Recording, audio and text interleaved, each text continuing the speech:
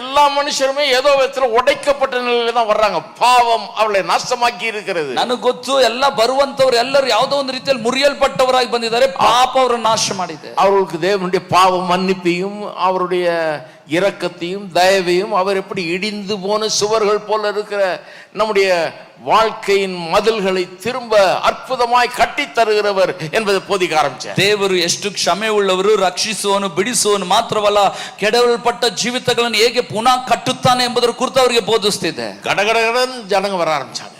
ವೇಗವಾದ ರೀತಿಯಲ್ಲಿ ಜನರು ಬರ್ಲಿಕ್ಕೆ ஆரம்பிச்சப்ப வெறும் 25 பேர் தான் இருந்தாங்க. ಪ್ರಾರಂಭಿಸುವಾಗ 25 ಮಂದಿನೇ ಇದ್ರು. ஒரு வருஷத்துக்குள்ள 200 பேர் கூட்டிட்டாங்க. ಒಂದು ವರ್ಷದಲ್ಲಿ 200 ಮಂದಿ ಬಂದ್ಬಿಟ್ರು. எப்படின்னா ಹೇಗಂತ ಹೇಳಿದ್ರೆ பாத்தீங்கன்னா முக்காவாசி பேர் இந்த மாதிரி உடைக்கப்பட்டவர். ನೋಡಿದ್ರೆ ಶೇಕಡದಷ್ಟು ಮುರಿಯಲ್ಪಟ್ಟವರೇ. அவர்களை ஏற்றுக்கொண்டு ஒரு நல்ல வார்த்தை பேசுற கிறிஸ்தவர்கள் உலகத்துல இல்ல. ಅವರನ್ನು ಸ್ವೀಕರಿಸಿ ಒಳ್ಳೆ ಮಾತುಗಳಾಡುವ ಕ್ರೈಸ್ತರು ಲೋಕದಲ್ಲಿ கரிச்சு கொட்டி சவிச்சிட்டு இருக்கிறவங்க நிறைய பேர் இருக்காங்க. ಅವರನ್ನು ಹಿಡಿದು ಅವರ ಮಾತುಗಳಲ್ಲೇ ಚುಚ್ಚಿ ಮಾತಾಡೋರೇ ಇರಲ್ಲ. காரி துப்புகிற கிறிஸ்தவர்கள் நிறைய இருக்கிறாங்க. ಅವರನ್ನು ಉಗುಳತಕ್ಕ ಕ್ರೈಸ್ತರು ಹೆಚ್ಚಾಗಿದ್ದಾರೆ. ஏனென்றால் கிறிஸ்தவ செய்தி என்றால் என்னன்னே விளங்கல அவர்களுக்கு. ಯಾಕಂದ್ರೆ ಕ್ರೈಸ್ತ ಸಂದೇಶ ಅಂದ್ರೆ ಏನಂತ ಅವ್ರಿಗೆ ಅರ್ಥ ಆಗಿಲ್ಲ. பாவம் ஒரு சாபத்தை இந்த உலகத்திலே கொண்டு வந்து விட்டது. ಪಾಪದ ನಿಮಿತ್ತ ಒಂದು ಶಾಪ ಈ ಲೋಕಕ್ಕೆ ಎದುರಾಯಿತು. சிலுவை நமக்கு சொல்லுகிறது என்ன? ಶಿಲುಬೆ ನಮಗೆ ಹೇಳ್ಕೊಡೋದೇನು? இந்த பாவத்தின் சாபத்தை சிலுவையிலே இயேசு சுமந்தார். ಈ ಪಾಪದ ಶಾಪವನ್ನು ಯೇಸು ಶಿಲುಬೆಲೆ ಹೊತ್ತುಕೊಂಡ.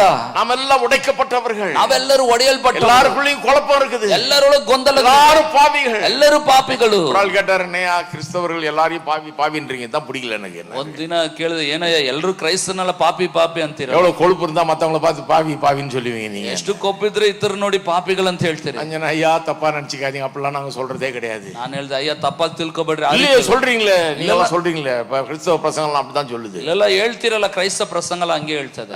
இல்லையா, நாங்க எப்படி உங்களை பாவின்னுவோம்? ನಾನು ಹೇಳ್ತೇನೆ, ನಿಮ್ಮನ್ನ ಹೆಂಗ್ ಪಾಪಿ ಅಂತ ಹೇಳ. நாங்களே பெரிய பாவிங்கிறத இப்பதான் உணர்ந்திருக்கிறோம். ನಾವೇ ದೊಡ್ಡ ಪಾಪಿಗಳಂತ ಈಗಲೇ ತಿಳಿದು ಬರ್ತಿದೆ. நாங்களே பெரிய பாவி. பவுல் சொல்லுகிறார், கிறிஸ்தவத்தின் மாபெரும் போதகர் அவருக்கு இணை அவரும் கிடையாது.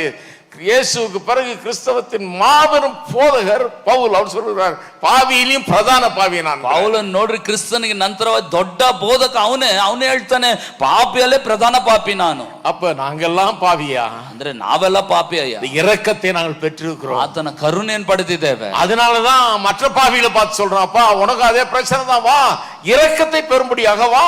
ಆದ್ರಿಂದಲೇ ಇತರ ಪಾಪಿಗಳು ನೋಡಿ ಹೇಳ್ತೇವೆ, ಅಪ್ಪ ಅದೇ ತೊಂದರೆ ನಿನಗೂ ಬಾ, ಕರುಣೆಯನ್ನು ಪಡ್ಕೋ. அவனை பாவின்னு சொல்றதுக்காக பாவின்னு சொல்லல, பாவம் தான் பிரச்சனை. அந்த பாவ பிரச்சனையில மூழ்கிட்டு இருக்கிற வாப்பா, வருத்தப்பட்டு பார சுமக்கிறவர்களே நீங்கள் வாருங்கள், இளைப்பாறுதலை இயேசுவிடத்தில் பெறுங்கள் என்று அழைக்கிறோம். ಪಾಪಿಯನ್ನು ಪಾಪಿ ಅಂತ ಹೇಳಿ ಕರೀತಿಲ್ಲ, ಅವನಲ್ಲಿರುವ ಪಾಪ ಹೋಗುವಂತೆ ಬಾ.